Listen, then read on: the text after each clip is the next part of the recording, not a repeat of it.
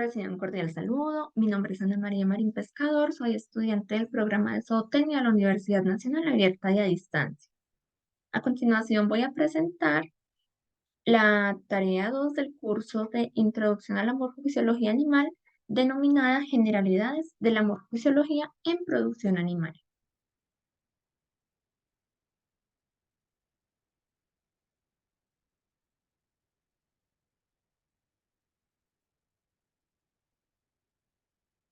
Como objetivo general, entonces, tenemos integrar y relacionar las funciones de los diferentes sistemas orgánicos para considerar el organismo en su conjunto y su aplicación en la producción pecuaria.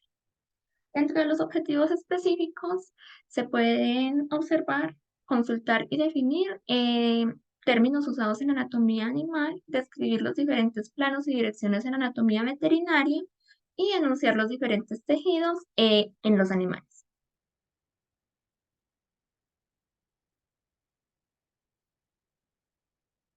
Bueno, pues de manera introductoria, entonces, como futuros profesionales del sector pecuario, es fundamental conocer la anatomía de las diferentes especies de producción animal, para así poderse referir a ellas de manera adecuada y técnica, conocer su función en el organismo del individuo y así poder identificar o interpretar diferentes síntomas o comportamientos anómalos que nos lleven a prevenir alguna patología en el individuo o en toda la unidad productiva.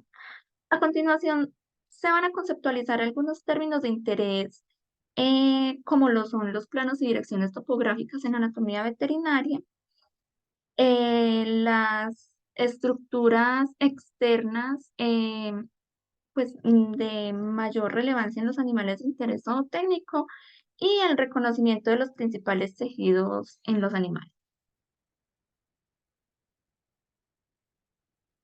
Bueno, como podemos observar en esta imagen, en esta diapositiva, encontramos dos especies, bovinos y equinos, un bovino y un equino. Ambos comparten estructuras anatómicas en común. Iniciamos entonces con la cabeza.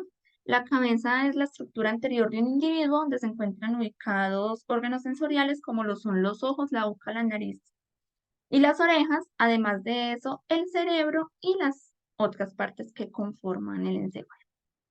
El cráneo, el cráneo es una estructura ósea que protege el encéfalo, está situado antes de la columna vertebral, además tiene la facilidad de permitir la adhesión de los músculos faciales. El dorso, el dorso es la parte posterior del tronco y de estructuras como el cuello, el abdomen, mm, el tórax y la pelvis. El cuello, el cuello es esta porción acá, este segmento. El cuello es la parte que conecta la cabeza con el tórax, soporta la cabeza y permite sus movimientos para poder girar con facilidad. El tórax, el tórax es esta parte. El tórax se encarga de unir el cuello con el abdomen. Además de eso, ayuda a proteger órganos como los pulmones y el corazón y está constituido por estructuras óseas como como el esternón, las vértebras torácicas y las costillas. El abdomen, el abdomen, este que se observa acá con el cursor, que señalo con el cursor, es una cavidad que se encuentra entre el tórax y los miembros pélvicos o pelvianos.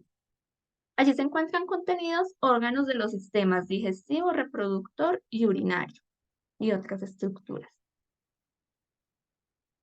La pelvis es una cavidad ósea que se sitúa debajo de el tronco, la parte posterior del tronco. Se conforma por huesos como el coxis, el sacro y ambos coxales. Permiten la unión de los huesos de los miembros pélvicos y allí se alojan estructuras del sistema urinario y reproductivo. La cola, la cola es una continuidad de la columna vertebral Está integrada por las vértebras coxígeas. El número de vértebras coxígeas varía, varía de acuerdo con la especie animal. Y pues en la mayoría de los animales la cola posee funciones específicas, como por ejemplo espantar insectos. Los miembros torácicos son aquellos articulados al tórax, a la caja torácica, constituidos por la escápula, el húmero, el radio, el cúbito, los carpos, metacarpos y dedos. Los miembros pelvianos o pélvicos son aquellos que se articulan a la pelvis.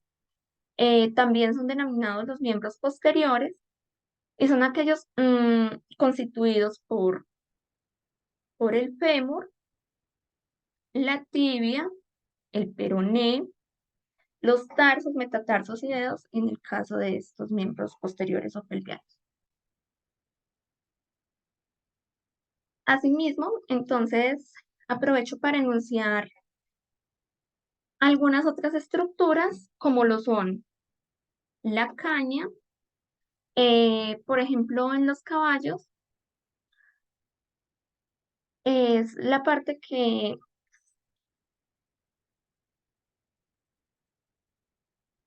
en los miembros anteriores, se ubica entre el menudillo y la rodilla, y en los miembros posteriores se ubica entre el corvejón y el menudillo.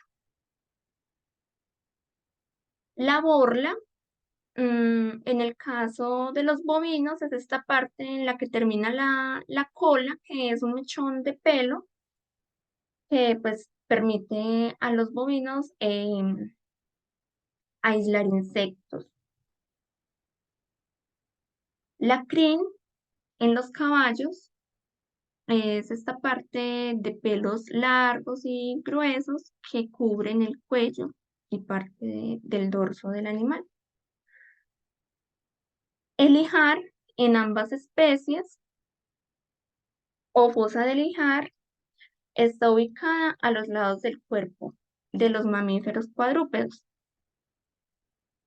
Se forma por el espacio entre las costillas y la cadera. Acá en esta parte, acá en esta parte, la fosa del ijar. Este lugar es fundamental para determinar el estado corporal y nutricional de los animales. En el caso de los bovinos, nos encontramos entonces con estas estructuras situadas en el cráneo denominados cuernos. Son extensiones óseas cubiertas por epidermis ubicadas en el cráneo de los bóvidos especialmente, como lo mencioné. El morro, mm, también denominado hocico, se encuentra entonces en medio de ambas fosas nasales y tiene una forma rectangular. En muchas ocasiones se tiende a confundir, especialmente en las especies bocíndicos, el morro con esta estructura que es la jiba de esta especie específicamente. Entonces el morro se sitúa en esta parte. El lomo en ambas especies se ubica sobre las vértebras lumbares,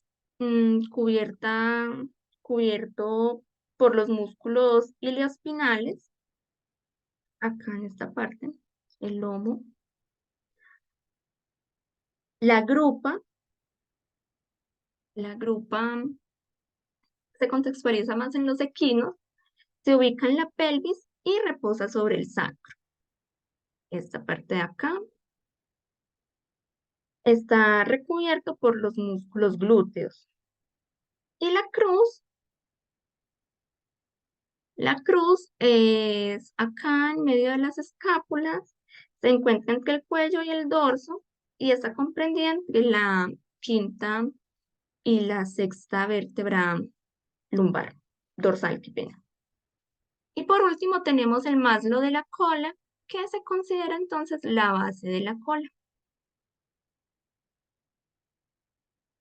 A continuación, vamos a enunciar los planos y direcciones topográficas en anatomía veterinaria. Tenemos entonces inicialmente el plano mediano. El plano mediano es el que pasa por el eje longitudinal del animal y lo va a dividir en dos mitades iguales, como se puede observar en la imagen. El plano sagital tiende a confundirse con el plano sagital. Sin embargo, el plano sagital es paralelo al plano mediano y también divide el cuerpo en dos partes, una izquierda y una derecha. Sin embargo, estas partes no van a ser iguales, siempre va a haber una más grande que la otra.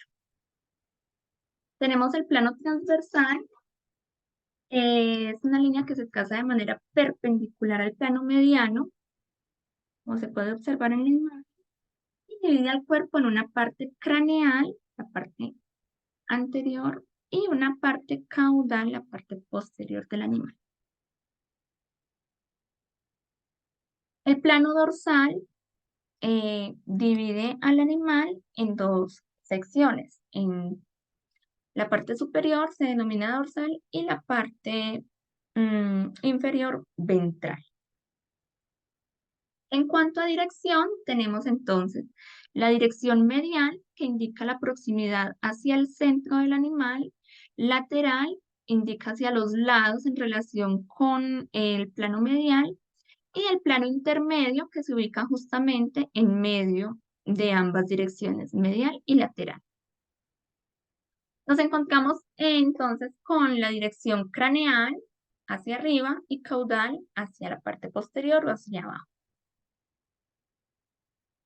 Nuevamente nos encontramos con los términos ventral y dorsal aquí en las direcciones, porque también se consideran direcciones, y como se mencionaba previamente, dorsal hacia la parte superior y ventral hacia la parte más baja.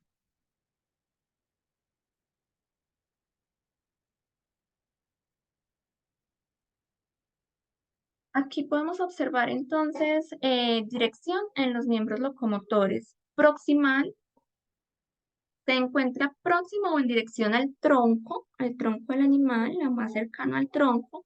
Distal es la parte que se aleja, en este caso que está en contacto con el piso, en el caso de las extremidades. Aquí también se emplea el término dorsal, que hace referencia al dorso, a esta parte, ya sea de los miembros anteriores o de los miembros posteriores. Palmar se emplea en el caso de los miembros anteriores o torácicos, la parte que hace contacto con el suelo, que se puede relacionar con la palma de la mano en los seres humanos; y plantar, la parte de los miembros posteriores que hace contacto con el suelo, o en los seres humanos la planta del pie.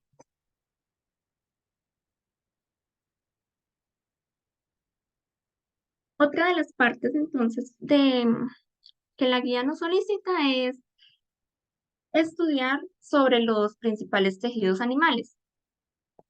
Dentro de los principales tejidos animales, pues son cuatro. El resto de tejidos que se pueden encontrar en las diversas fuentes, pues se van a derivar de esto. Tenemos entonces el tejido epitelial, el tejido conectivo, el tejido muscular y el tejido nervioso. Son los principales tejidos en animales y en seres humanos. Iniciamos entonces con el tejido epitelial.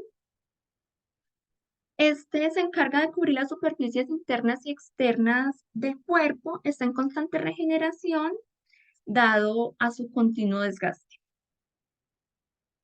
Algunos epitelios, como el de las vías respiratorias, tienen unas estructuras denominadas cilios, cuyo movimiento elimina sustancias extrañas que se alojan en las vías respiratorias, las expulsa. Y en el caso del epitelio intestinal, pues posee múltiples multivellosidades que mejoran la absorción de los alimentos. El tejido epitelial se encarga de proteger, secretar, absorber y transportar sustancias. También se considera sensitivo en el caso de la piel. Se clasifica por sus capas como simple, estratificado o pseudoestratificado, por su forma, planos, cúbitos o cilíndricos. Y pues algunos ejemplos son la piel, el tubo digestivo, el corazón, la conjuntiva del ojo. A continuación, entonces, podemos observar por sus capas pseudoestratificado, estratificado simple y por su forma plano, cúbico o cilíndrico. Aquí se pueden observar las microvellosidades del intestino delgado que ayudan a la absorción de los alimentos. El tejido conectivo. El tejido conectivo contiene abundante material intercelular. Une y sostiene estructural, metabólica y nutricionalmente, da soporte e integra los demás tejidos y por ende al organismo. Está compuesto por células como los fibroblastos, las células inmunes, los macrófagos, los adipocitos y los glóbulos blancos. Sus funciones varían, pueden ser mecánicas de transporte o de defensa. Tenemos entonces un ejemplo como lo son los huesos y los cartílagos, los tendones y los ligamentos, y la sangre y la linfa.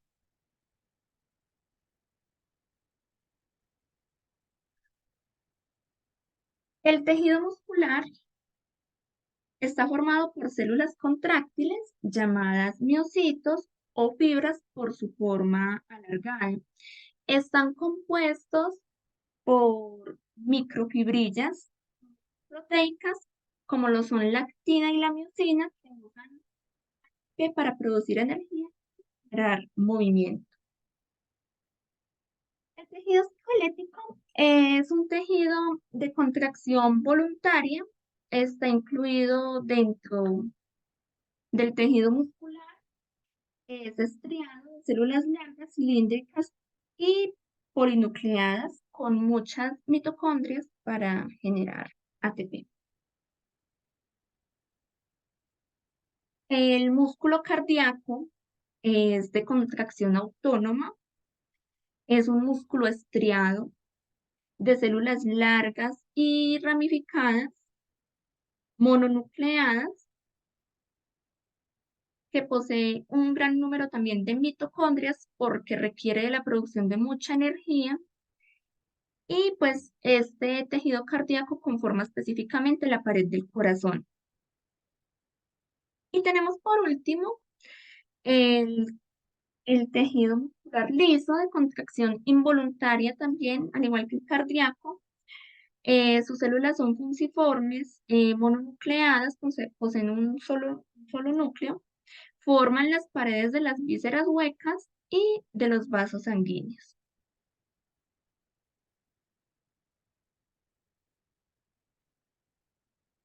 Y por último tenemos el tejido nervioso. El tejido nervioso se distribuye en todo el organismo y se encarga de percibir los estímulos físico-químicos y térmicos del ambiente y los transforma en señales eléctricas. Su unidad estructural son las neuronas, cuyos receptores son las dendritas. mm, Perciben los estímulos internos y externos, los traducen en impulsos que van de neurona en neurona, haciendo la sinapsis a través de los axones hasta los centros nerviosos de percepción o reacciones motoras. La regeneración de las neuronas, como lo podemos observar acá, la regeneración de las neuronas es lenta y debido a su capacidad mínima de reproducción. La mayor producción de neuronas se produce durante el estado embrionario. El tejido nervioso tiene un 20% o está constituido en un 20% por las neuronas. Aquí podemos observar la neurona. Estos son los axones, esta estructura aquí en forma de cola, y estas ramificaciones más amplias son las dendritas. Un 80% del tejido nervioso está entonces constituido por células de apoyo, que son las células glía. Esta- Estas células glía pues también se clasifican en diferentes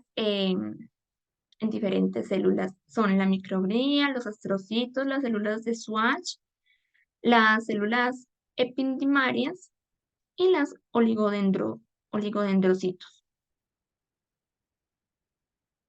Los vertebrados poseen sistema nervioso central, es decir, poseen encéfalo y médula espinal,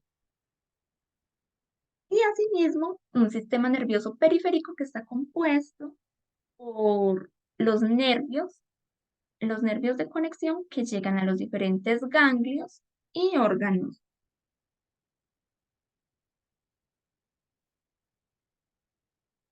Para concluir entonces, se puede decir que todos los sistemas del cuerpo se interrelacionan y conservan una completa armonía en su funcionamiento. Cualquier desequilibrio de la unidad más pequeña puede acarrear enfermedades.